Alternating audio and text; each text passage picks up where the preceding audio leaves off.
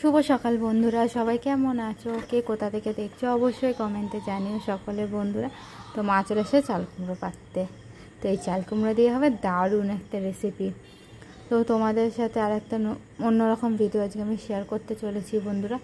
তো বাড়ি ছেড়ে যাওয়ার প্ল্যান শুরু হয়ে গেছে, বাড়িতে সমস্ত জিনিসপত্র গোছানো হয়ে গেছে। কোথায় যাব না যাব সেটাই তোমাদের সাথে অবশ্যই শেয়ার করব। তোমরা প্রত্যেক দিন দেখতে থাকো, প্রত্যেক দিন অল্প অল্প করে তোমাদের সাথে শেয়ার করব।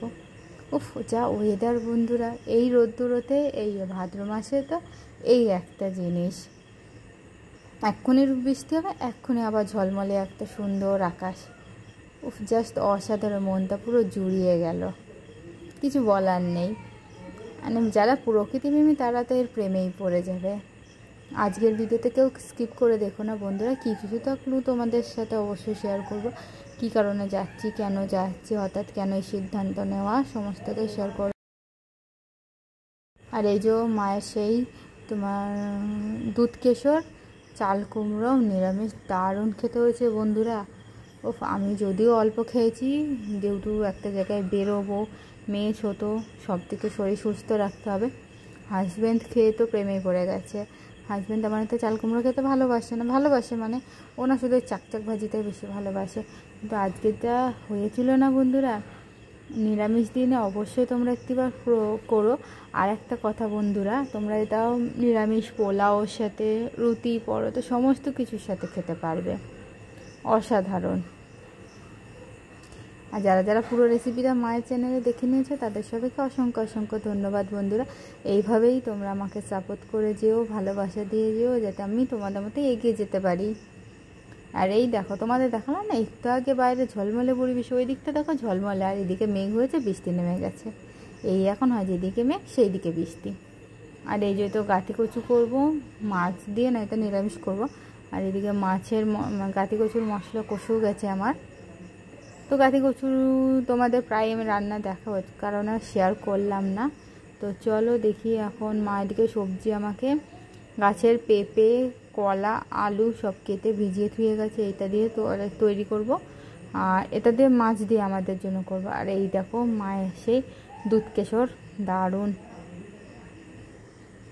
আর বাইরে দেখো আবারও ঝলমলে পরিবেশ। হাজব্যান্ডের জিন্সটা রোদে দিয়ে দিয়েছি।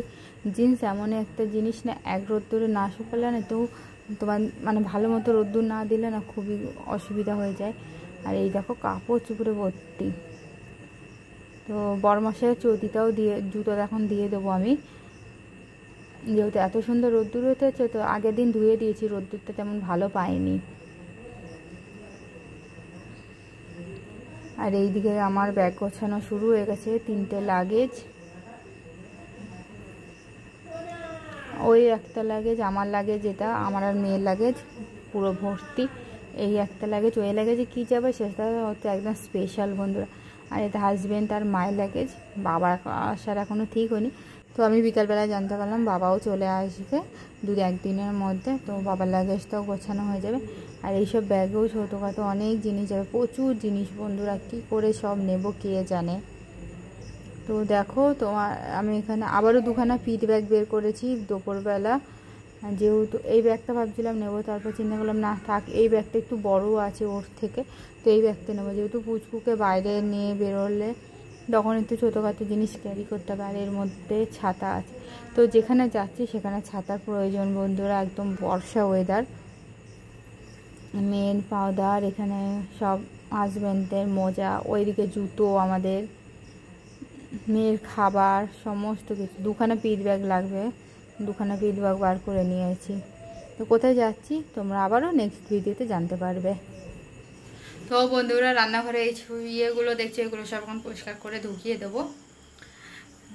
তো লাস্ট দিন তোমরা দেখতে পাবে সমস্তটা, লাস্ট দিন তোমাদের সাথে আমি ভিডিও শেয়ার করব। তো কোথায় যাচ্ছি না যাচ্ছি সমস্তটাই তোমরা জানতে পারবে বন্ধুরা। তো দেখতে প্যাকিং শুরু হয়ে গেছে, এই কারণে আমি কারোর তোমার লাইভে এখন যেতে পারছি না। তো সবার কাছে ক্ষমা প্রার্থী বন্ধুরা, সবাই একটু ক্ষমা করে দিও। যেহেতু প্রচুর গোছানোর চাপ এখন, কতদিনকার জন্য যাচ্ছি না যাচ্ছি সেটা জানি না। যেহেতু একটা সাথে বাচ্চা যাচ্ছে, তো বাচ্চার প্রচুর জিনিসপত্র লাগে। তো কোথায় যাচ্ছি সেটা অবশ্যই তোমরা ভিডিওর সাথে থাকলে জানতে পারবে বন্ধুরা।